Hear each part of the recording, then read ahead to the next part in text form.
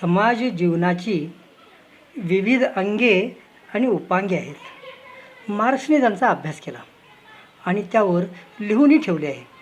तत्त्वज्ञान, इतिहास, कला, साहित्य, राज्यशास्त्र, धर्मशास्त्र इत्यादी आणि त्याशिवाय अर्थशास्त्र ही सर्व अंगे एकमेकाशी संबंधित असतात. समाजाचे आर्थिक जीवन ही मार्क्सवादाच्या दृष्टीने मूलभूत गोष्ट आहे.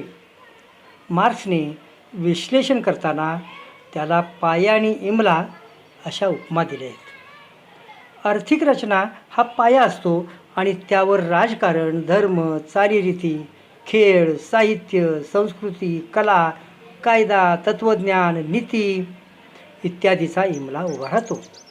पाया बदलला तर इमलाही बदलणार.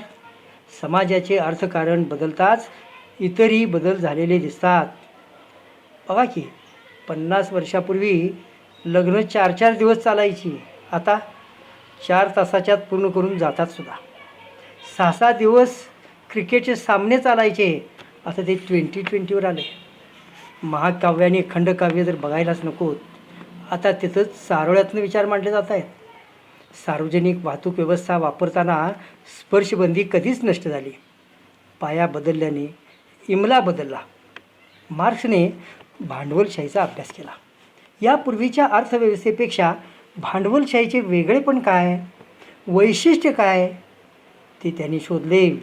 भांडवलशाहीचे व्यवच्छेदक लक्षण आहे नफा, नफ्यासाठी उत्पादन. सरंजामशाहीत शेतकरी भूदास उत्पादन करीत, ते त्यांना आणि जमीनदारांची गरज भागवण्यासाठी. गुलाम मालकांच्या गरजेसाठी उत्पादन करत.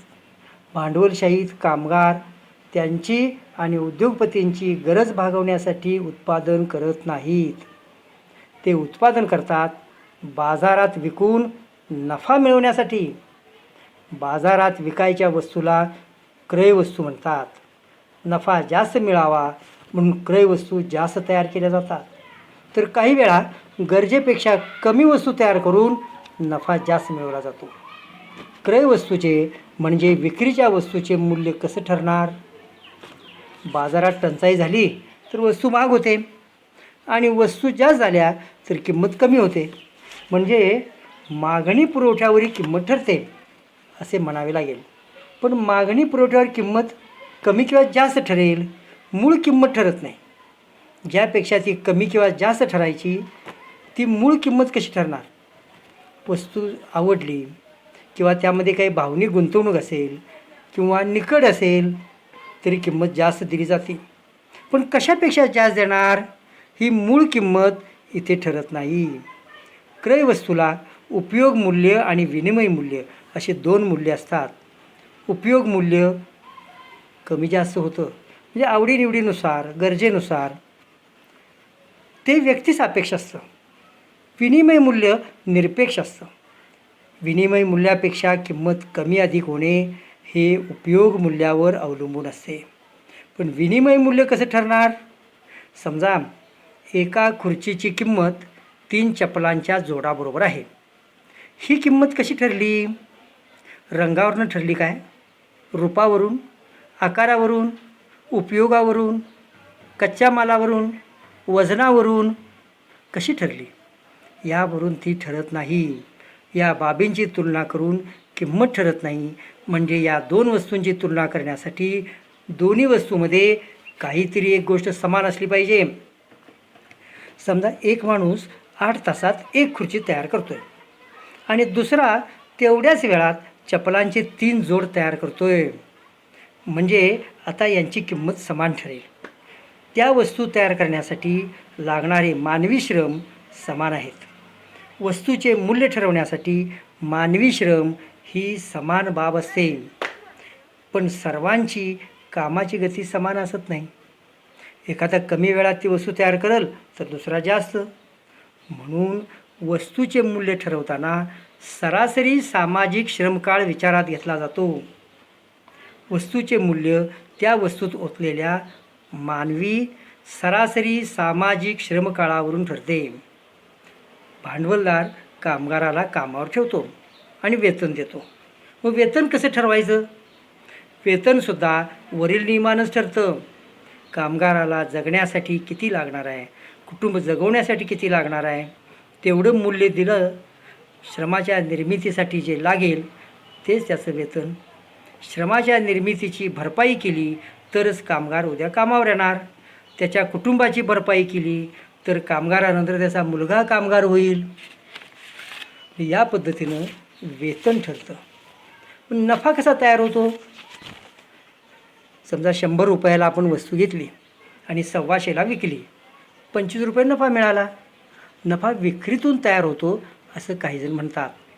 पण समजा 4 जण आहेत, एकानं दुसऱ्याकडून वस्तू घेतली, दुसऱ्यानं तिसऱ्याला विकली, तिसऱ्यानं चौथ्याला विकली आणि चौथ्यानं परत पहिल्याला विकली. म्हणजे प्रत्येकानं नफा मिळवला. असा नफा मिळेल काय? फक्त फसवणूक होईल. नफा विक्रीमध्ये तयार होत नाही, तो निर्मितीतच तयार होतो. उत्पादन करतानाच नफा तयार होत असतो. मालक कामगाराला 8 तासाचे वेतन देतो. कामगार पहिल्या 4 तासात जे श्रम करतोय त्यातून त्याची मजुरी निघते.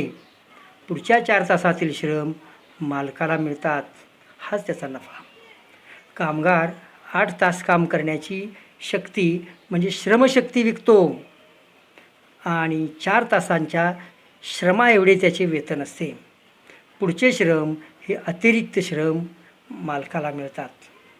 भांडवलदारी अर्थशास्त्रज्ञ वस्तू निर्मितीसाठी 4 घटक आवश्यक मानतात.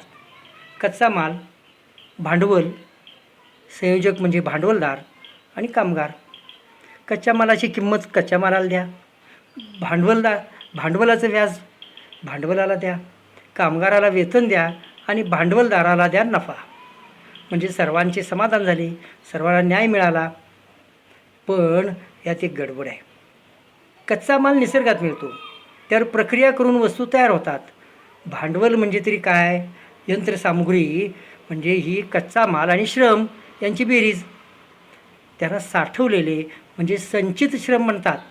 भांडवलदार, संयोजक म्हणजे मॅनेजर किंवा फोरमन ठेवून कारखाना चालवतो. फोरमन किंवा मॅनेजर हा सुद्धा कामगारच असतो. त्याला वेतन द्या.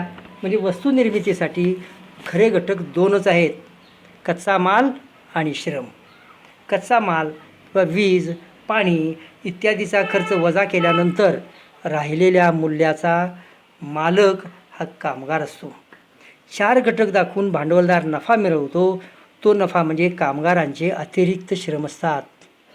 म्हणून वस्तू निर्मितीसाठी प्रत्यक्षात 2च घटक आवश्यक आहेत, ते म्हणजे कच्चा माल आणि श्रम. भांडवलदार भांडवल घालतो, ते प्रामाणिक कष्टातून उभं केलं असं म्हणतात. पण ही गोष्ट शक्य नाही आहे. ही व्यवहारात आपण रोज बघतो.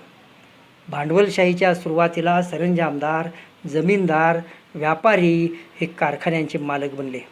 हे भांडवल त्यांनी भूदास शेतकऱ्यांचे शोषण करून मिळवले होते, कष्टाने नव्हे. ब्रिटनने भारतासारख्या देशावर राज्य करून प्रचंड लूट मिळवली. दादाभाई नौरोजी तर सांगतायत, गझनीच्या महमदाने सोमनाथाचे मंदिर लुटले. किती वेळा? 17 वेळा. तो ही सगळी लूट हत्तीवर भरायचा, घोड्यावर, उंटावर, बैलावर, आणि सगळं सोनं नाणं तो लादून न्यायचा. पण गझनीच्या महमूदानं 17 वेळा स्वारी करून जेवढी लूट मिळवली त्यापेक्षा जास्त लूट ब्रिटिश दर वर्षाला भारतातनं मिळवतात. हे दादाभाई नौरोजींनी मोठा प्रबंध लिहून त्याचवेळी सांगितले. लुटीतून मिळवलेल्या पैशातून भांडवलशाही उभी राहिली. नफा हे भांडवलशाहीचे व्यवच्छेदक लक्षण असून कामगारांच्या श्रमातून नफा निर्माण होतो. वस्तू निर्मितीसाठी निसर्ग आणि श्रम या 2च गोष्टी आवश्यक असतात. भांडवलदार कामगारांचे शोषण करतोच, पण निसर्गाचे सुद्धा करतो. कामगारांचे श्रम चोरून तो शोषण करतो आणि निसर्गाकडून जेवढं घेतो तेवढं परत करत नाही. त्यामुळे निसर्गाचा ऱ्हास होतो. आज जगावर आलेलं पर्यावरणाच्या ऱ्हासाचं संकट भांडवलदारांच्या नफा मिळवण्याच्या राक्षसी भुकेतून आलेलं आहे. शास्त्रज्ञांनी अनेक वेळा इशारे दिलेले आहेत, पण भांडवलदारी देश स्वतःवर बंधनं घालायला तयार नाहीत.